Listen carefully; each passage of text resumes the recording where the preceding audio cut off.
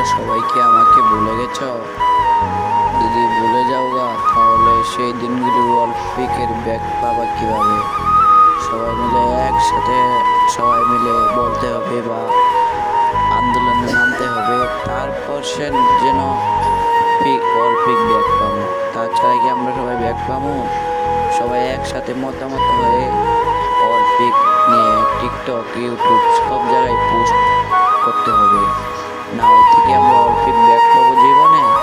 তোমরা ভাই গেমার হয়েছ, তো গেমারের মর্ম বুঝো না ভাই রে, তোমরা তো গেম বুঝো না।